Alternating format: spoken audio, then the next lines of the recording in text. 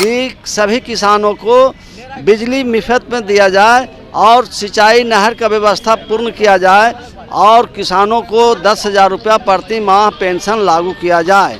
इसका मुखिया जब चोर रहेगा तो बाकी कर्मचारी क्या होगा? इसका मतलब साफ साफ है कि तुम सरकार चलाने में सक्षम नहीं हो। खूब अपने अपने घर पर तिरंगा झंडा लहराएं और अमृत महोत्सव मनाएं, लेकिन मैं कहता हूं जब भारत में 26 करोड़ जनता का घर ही नहीं है तो बेचारे वो गरीब किसके घर पर झंडा फहराएगा। नमस्कार, मैं शिव। देखिए, अभी हम पटना के गांधी मैदान में मौजूद है और यहाँ पे किसान के जो लोग मौजूद हैं वो अपनी मांगों को लेकर गांधी मूर्ति के पास बैठे हुए हैं। इनसे बात करें। देखिए, आपको बता दें कि लगभग भारत की बात की जाए तो कृषि प्रधान देश कहा जाता है और लगभग 51% यहाँ कृषि भूमि है। और वही बिहार की बात की जाए तो लगभग 75% से ऊपर यहाँ कृषि का भूभाग है, लेकिन फिर भी कृषि की जो हालत है वो देखने लायक है। देखिए, हमारे साथ मौजूद है किसान के ही लोग, उनसे बात करेंगे कि क्या मांगे को लेकर बैठे हैं यहाँ धरना प्रदर्शन के लिए। क्या मांगे हैं सर, और जिसके लिए धरना प्रदर्शन के लिए आप लोग इतनी एज में बैठे हुए हैं? मांग है कि एमएसपी के कानूनन गारंटी दे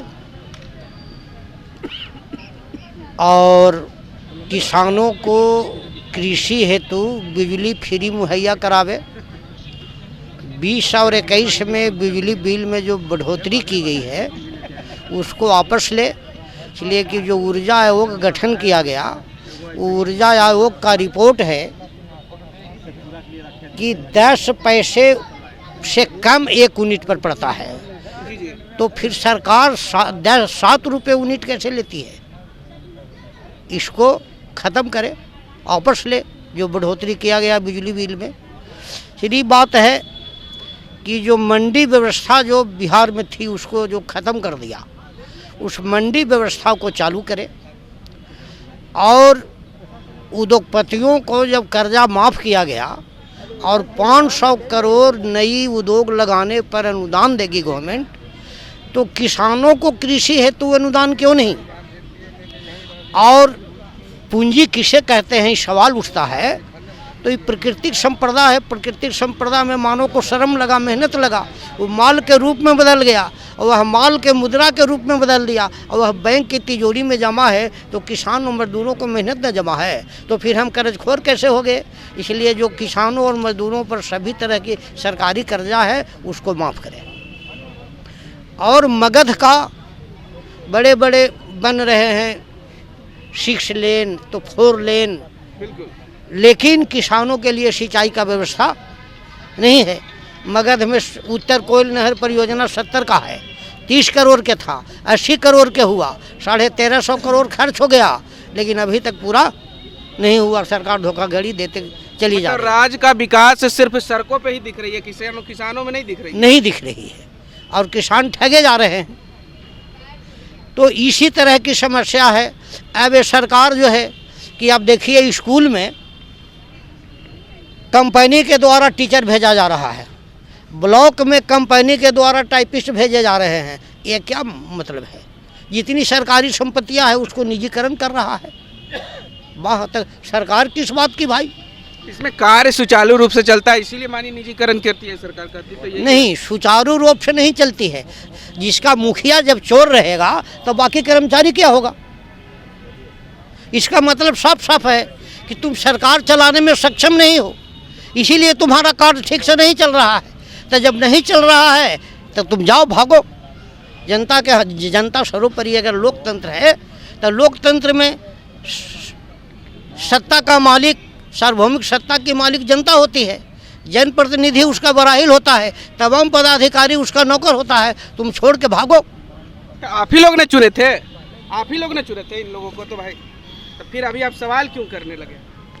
ये बात बिल्कुल सच्चाई है मेरे दोस्त। कहने का मतलब है कि आज़ादी के 75 वर्ष बीत गए, लेकिन 75 वर्ष में हुआ क्या? क्या व्यवस्था की ओर से अमृत महोत्सव मनाया जाता है। और अमृत महोत्सव इसलिए मनाया जाता है कि आज़ादी के लिए खूब अपने अपने घर पर तिरंगा झंडा लहराएं और अमृत महोत्सव मनाएं, लेकिन मैं कहता हूं जब भारत में 26 करोड़ जनता का घर ही नहीं है तो बेचारे वो गरीब किसके घर पर झंडा फहराएगा? ये सारे लोग को लुभावना दिया जा रहा है और 75 साल की आज़ादी में किसान का हालत बद से बदतर होता जा रहा है। और नौजवानों की स्थिति आप देख रहे हैं, जिस नौजवान को सीमा पर लड़ना है और पूंजीवादियों को सेवा करना है, उसको सुरक्षा के लिए, उसको 4 साल की नौकरी। मोदी जी बोले थे कि 2024 में किसानों की आय दुगनी होगी, तो वो नहीं हुई क्या? मोदी जी जो 22 में बोले थे, लेकिन मोदी जी जो भी आदमी आज तक घोषणा किए सीधे विपरीत उन्होंने करने का काम किया। उन्होंने 14 में आए थे तो सबसे पहले घोषणा किया था कि अच्छा दिन लाना है, लेकिन अच्छा दिन क्या कर उन्होंने बुरा दिन दिखाने का काम किया। और बुरा दिन क्या, वो उन्होंने कारपोरेट घराने का है मात्र अभी तक के उस सहयोग करने में लगे हुए हैं। और किसान तो हमारा मरते जा रहा है। मैं कह रहा था 4 साल जो नौकरी दी अग्निपथ नौजवानों बेचारों को, वो बेमौत मारे जा रहे हैं। मरणोपरांत उसका नहीं तो शहीद का दर्जा दिया जा रहा है और न कोई पेंशन न कोई भत्ता है, तो नौजवान बेचारा वैसे मर रहे हैं। अब किसान लोग क्या था, आप लोगों की क्या मांगे रहेगी? हम लोग की मांग कि न्यूनतम समर्थन मूल्य MSP लागू कानूनी तरह देना था, अभी तक कुछ नहीं मिल पाया है। और जो मंडी 2006 में बंद किया गया, वो मंडी पुनः चालू किया जाए। और जो किसान का पेंशन नहीं लागू अभी तक के किसानों का, जो बेचारा किसान खेसारी से लेकर बासमती तक उत्पादन करता है और उसका कोई आज तक महत्व कोई वैल्यू नहीं दिया गया।